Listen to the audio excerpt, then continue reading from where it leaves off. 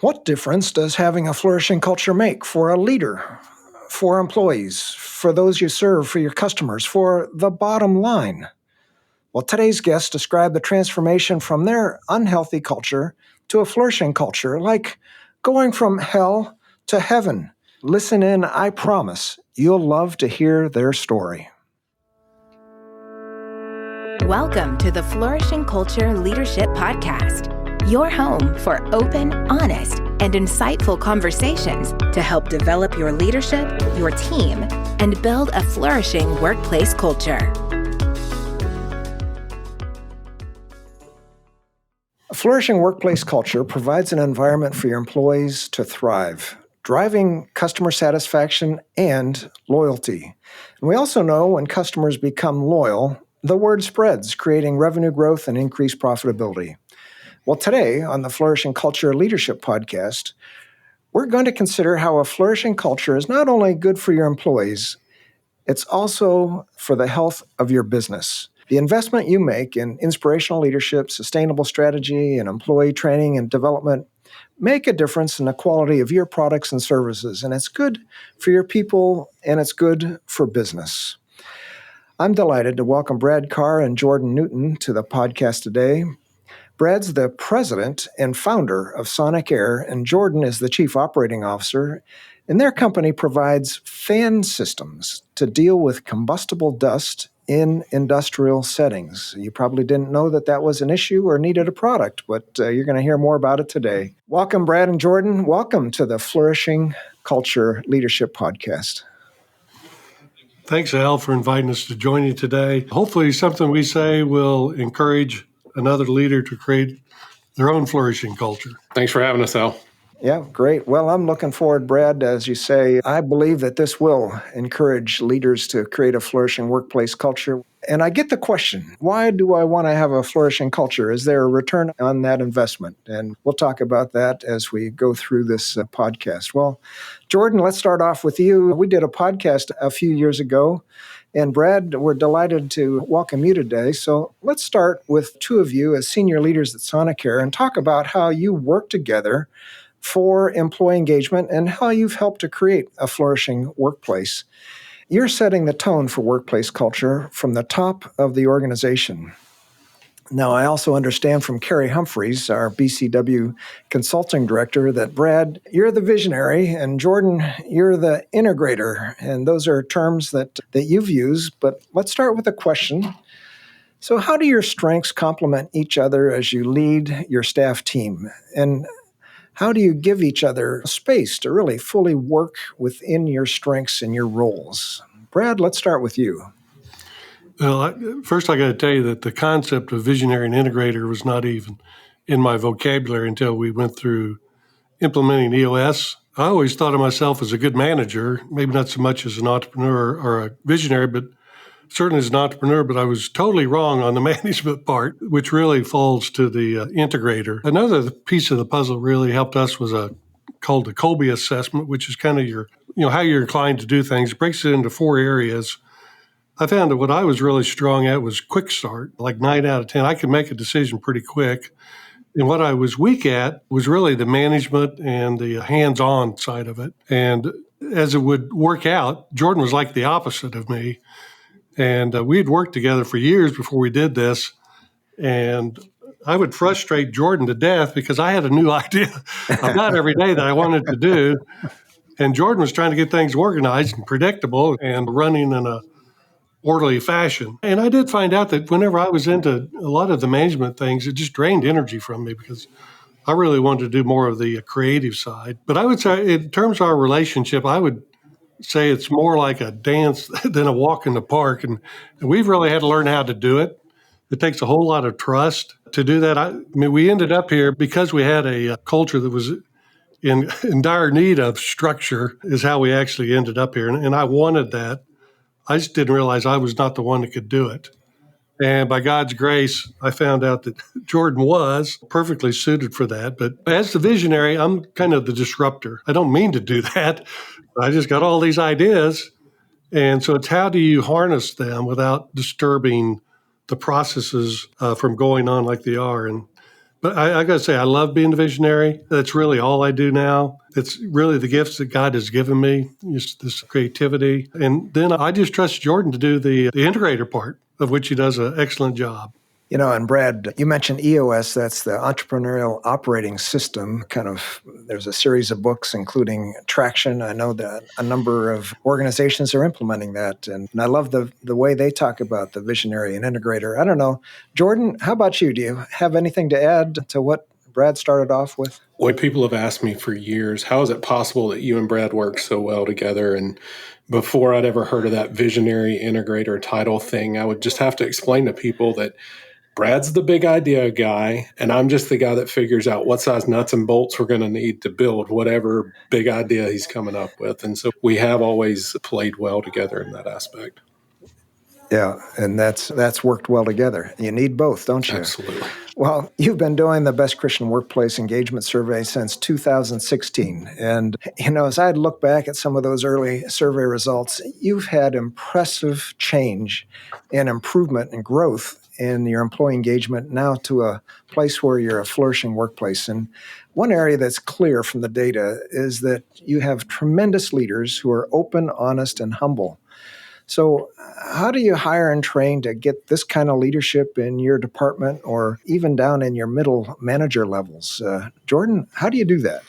Well, as shown by our early survey results, we did it very poorly in the early days. And when we were younger, we'd hire a lot based on skill set and just try to determine if a candidate seemed like a nice person. And we really didn't have anything else to go on at that point. And it wasn't until we identified our core values, who we are, who we want to be, and began to filter through that kind of lens that we began to see a shift in our leadership and management.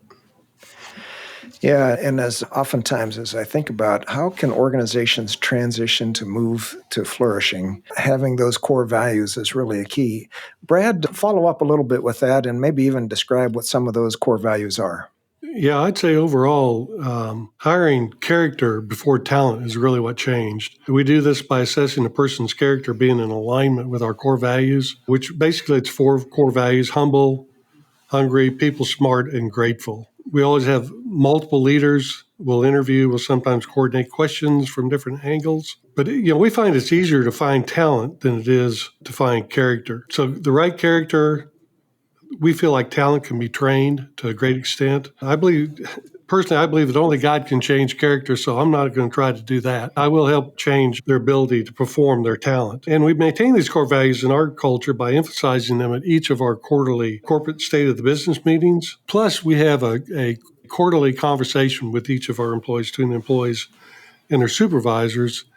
And in all of those, we always review the 4 core values from both the supervisor and the employee's perspective on how are they measuring up. So our current experience is that if someone starts slipping on their core values, that their peers will be the first ones to talk to them, which is so much better than having to have a manager come in and talk to someone. So people love it. They love the culture, and they kind of protect the culture. Yeah, I love that. So quarterly reviews where, again, the values are discussed, but also you have got quarterly all staff meetings.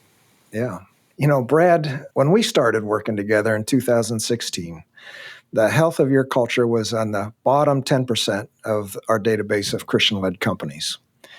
Now, your culture is close to the top 10% of companies in our database, and we've got a lot more companies in our database now than we did in 2017 or 18 when you started. So that's a huge improvement. And our listeners, let me just say, that's rare.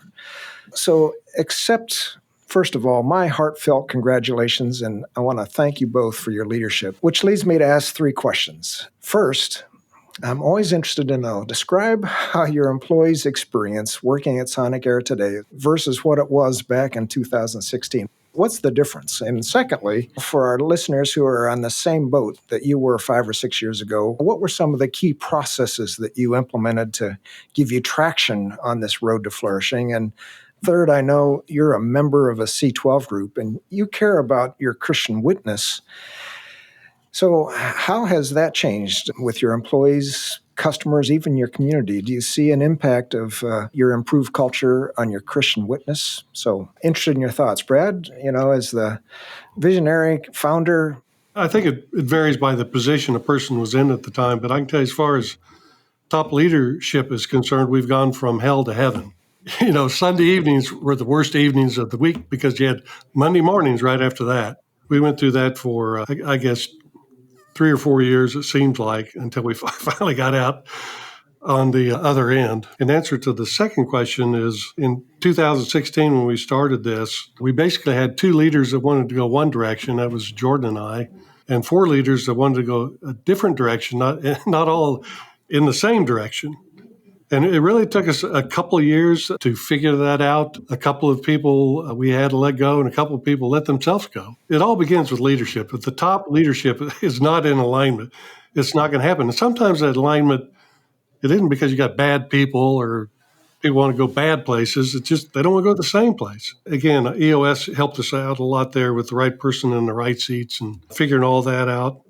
And once we got through that and we replaced people on the leadership team, I look forward to coming to work, and I particularly look forward to working with everybody else in leadership or anywhere because we are going the same direction. We're communicating and very open about things. And I guess the answer to the third one, we wanted Sonic Air basically to be a culture that's friendly for the gospel to flourish, not running any evangelistic outreach particularly, because we want it to be every individual, that they can talk about Jesus and what he means to them, and really that it could be real. And I think that's particularly important today because particularly with a lot of the younger employees no longer go to church. Like when I was a kid, everybody went to church, whether you needed it or not. And there's a lot of skepticism.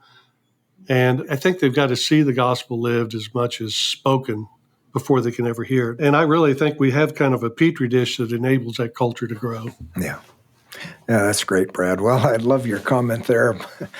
It's gone from hell to heaven, and you could put a lot of thought about that difference. And you like to come to work on Monday morning. I've heard that over and over again from leaders. I mean, and you're the founder, you're the president of the organization, and that's how you felt. So, yeah, what a change. What a change. Jordan, how about you?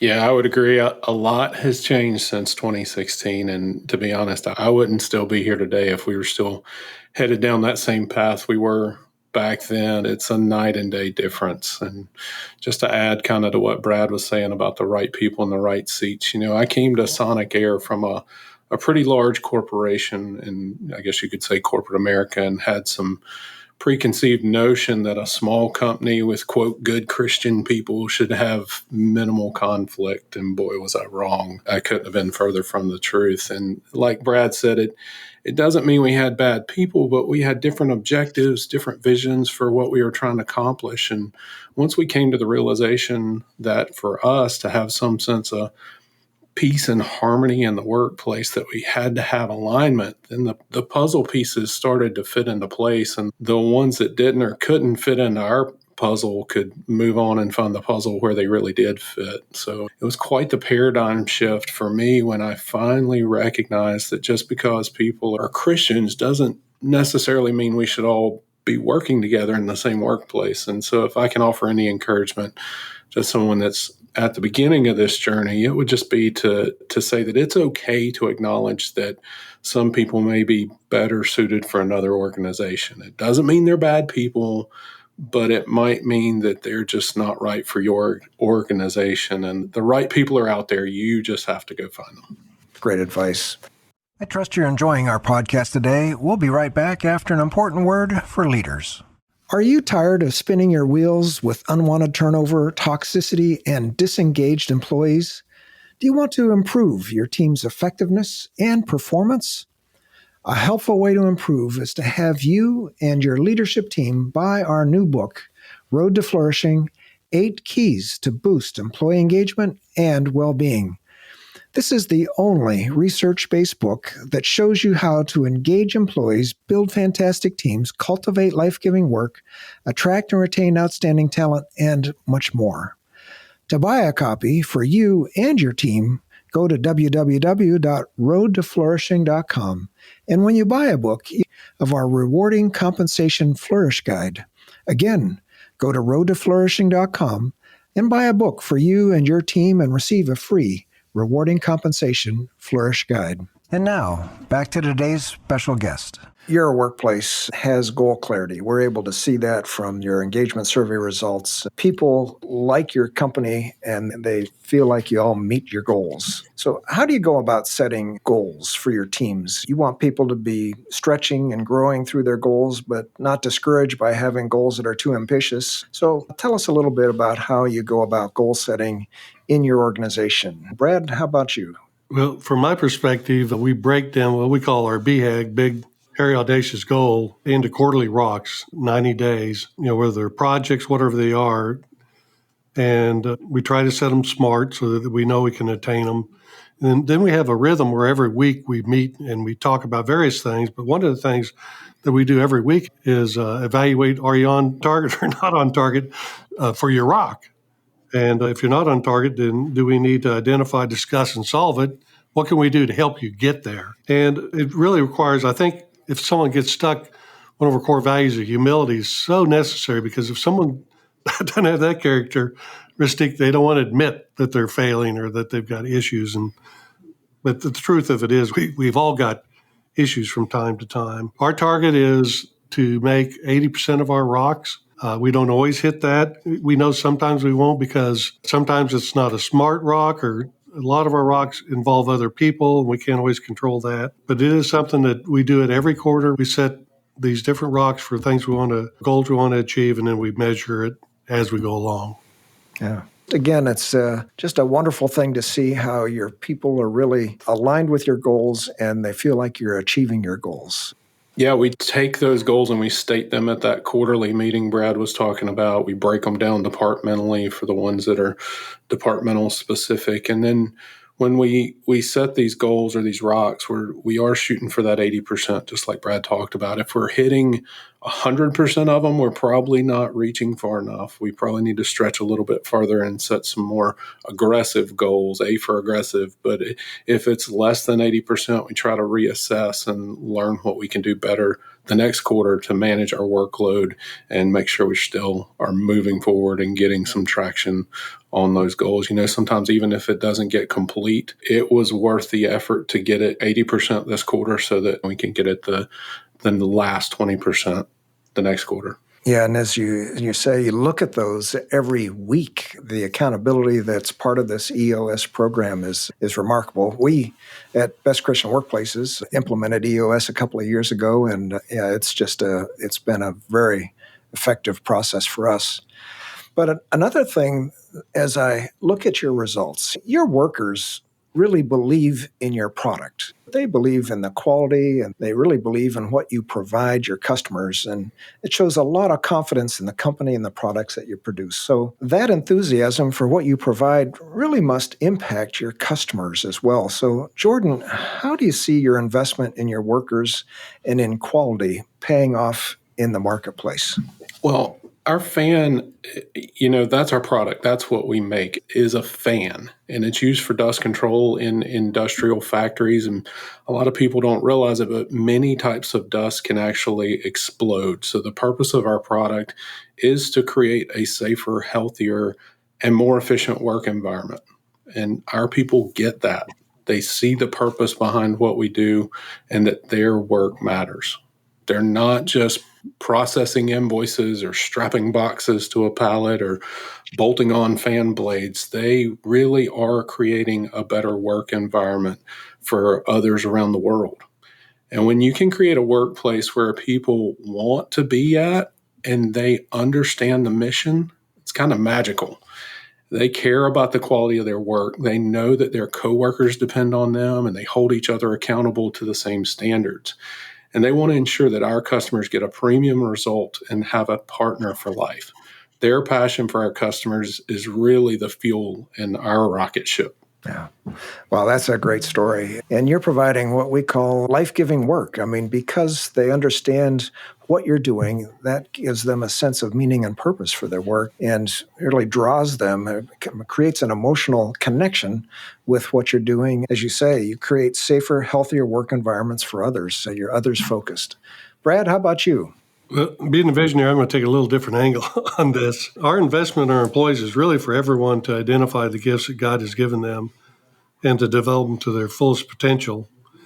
And we feel like when people feel like they're in control over at least over part of their future and they have support from others along the way, then they can do some amazing things. To us, this pays off in the marketplace, not only with the highest quality products and systems, but also pays off by having never-ending improvements and to create greater value for our customers and increasing our sales and profits. But I'm going to give you two examples. We had one person who started out in our fan assembly. Then they moved up to graphic design for our manuals. Then they moved into our engineering and fan system layouts. And now this person is our full-time videographer producing some of the highest quality videos on our website ever. In fact, we just won some kind of a video award here recently. Another example is a person who started out as an office manager. Then they saw that we had a need for a human resource manager and wanted to do that. And so we trained them and allowed them to move into the HR manager position. Then we had a need for a marketing manager, and they wanted to try that. And today they're our full-time marketing manager. So I think, and I could go into a lot of other examples of how employees have grown into their natural God-given gifts. That provides the most for our customers too. I'm just reflecting on what you said here. I mean, from the first example, somebody on the manufacturing floor doing fan assembly, and then all of a sudden you see they have the ability to do graphic work, and you move them to doing graphic design, and then they're helping to engineer your fan system layouts, and now they've switched again to doing video. And boy, to recognize those gifts into somebody, much like an office manager to HR leader to a marketing manager, giving them those opportunities. Those are great examples. Your strong workplace culture gives you a competitive advantage. I believe that the key competitive advantages for many organizations is the workplace culture. I would think that customers like working with employees who are excited about their products and their work. So tell us a story about a customer who is won over by your positive workplace culture. Perhaps it was a customer who had a complicated situation where your team was fully invested in figuring out a solution, or maybe you could just share a customer win with us. Well, I've got several of these stories, but just this week I had a customer tell me how grateful they were for our responsiveness. They had actually improperly installed one of our fans, which turned, unfortunately, into a significant safety risk for them. And this was a problem that really wasn't our fault per se, but our regional salesman dropped everything he was doing. He drove 6 hours to be on site the next day. And it gave the customer the support and clarity for the situation that they needed in order to come to a remedy and a solution so that they could be assured that this didn't happen again. We helped them make sure that improper installation doesn't happen and they get it right the first time. So it takes having employees that really care about the customer and know that they're going to be backed by the leadership team if they need to make a judgment call on doing the right thing for the customer. So it's never in question. And when you take care of employees, they're a lot more likely to take care of the customers. I love that connection. You take care of your employees, they'll take care of your customers, even if it means driving 6 hours the next morning. Yeah, absolutely. Brad? Well, I'll give more of maybe a historical example. When we moved from doing a commercial to industrial projects, we had a lot of challenges to overcome. And with one particular customer, they wanted many changes. And what they always told us was that they have many suppliers, but we are the supplier that is always proactive and rather than just reactive. In fact, they said you overreact almost to the problems in order to get it solved. And that's what we like about your culture. There's a competitive advantage right there. They notice the difference between you and other organizations, and your culture helps to create that kind of proactive approach. Yeah. Well, your employee engagement has increased over even the past few years. I mean, you've made initially a huge jump, and now it's continued to improve. So do you see an impact? And this is for our listeners, this is the question I always get. So is it worth it really having a flourishing workplace culture? So I'm going to ask you guys, do you see an impact on your financial health as your workplace culture has improved? Are there some new opportunities that you now have because of the level of employee engagement? Brad, your thoughts? Well, Al, last year our sales and profits grew by, I think, a little over 80%. We almost doubled. We've added new sales representatives, that meet our core values. Our team has stepped up on their digital marketing is a big part of that. We've added unbelievable content and videos onto our website so that our customers today can answer a lot of their questions before they ever get one of our personnel involved with them. Our team has trained and supported independent reps in Europe, Asia, North Africa, and we've developed some new products. We have a hazardous duty certified fans, the only one in the world that does that. And I could go on and on about the results of becoming a flourishing company with everybody rowing in the same direction. Yeah, everybody rowing in the same direction. Yeah, absolutely. Jordan?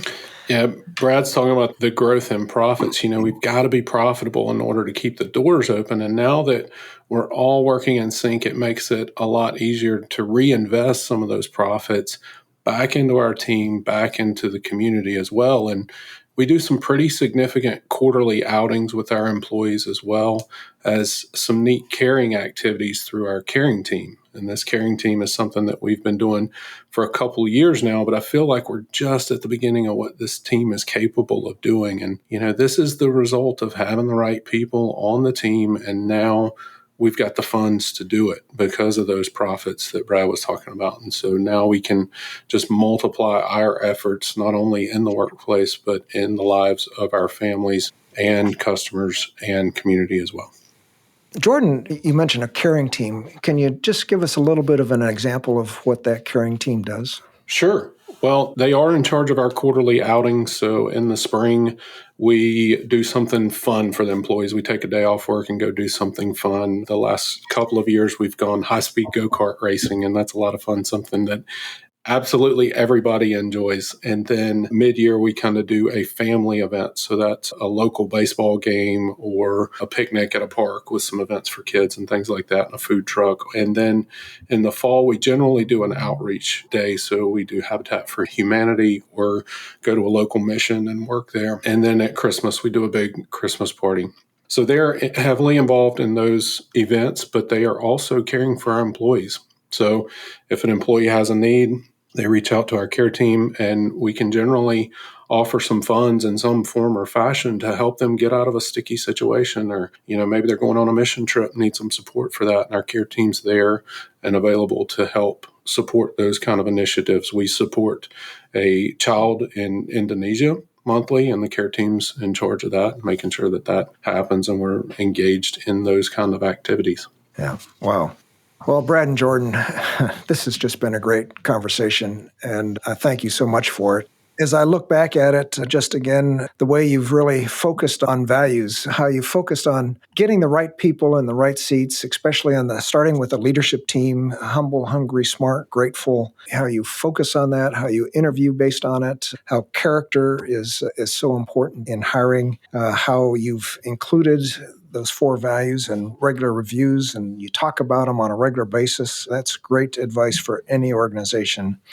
And how you have your overall goals, and then you break them down into quarterly goals, and you then review those on a quarterly meetings with all employees. But then with the leadership team, you meet every week to talk about the progress on those, to make sure that you're making progress, and how your employees really buy into what you're doing, and especially how they understand how they're working to make safer, healthier work environments for others, and how that gives them such an important meaning and purpose, and how you having a flourishing culture just really impacts the customer service that you're able to provide and the desire to make sure it's fantastic. But then, as you've summarized at the end, how that has impacted your growth and profitability dramatically, and how that allows you to reinvest in your people with these fun outings. And I want to come to the next high-speed go-kart racing day that you've got, no question about it. So is there anything that you'd like to add that we've talked about, just to kind of put a bow on it?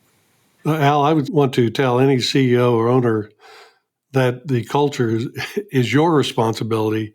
You can't just pawn it off on your HR department. It really begins with humility to see clearly, and then the hunger to carry you through the painful changes required.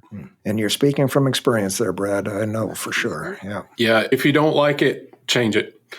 You don't have to live with a toxic workplace culture. It can be better. It really doesn't have to stay the same forever, but it does take some initiative to make things better. But it's worth every ounce of work that it takes to have a flourishing culture. It's the most rewarding work that you can do for yourself and for your employees as well. Amen and amen. Well, Brad and Jordan, thank you so much for your contributions today. And most of all, I appreciate your commitment to serving God's kingdom through excellence in your business practices and providing a flourishing workplace culture for your employees.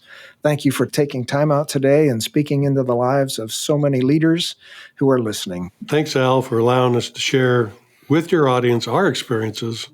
And I hope it will encourage many to commitment to the journey of becoming a better company with a flourishing culture. Thanks, Al. Great to catch up again. Thanks, guys. The Flourishing Culture Leadership Podcast is sponsored by Best Christian Workplaces.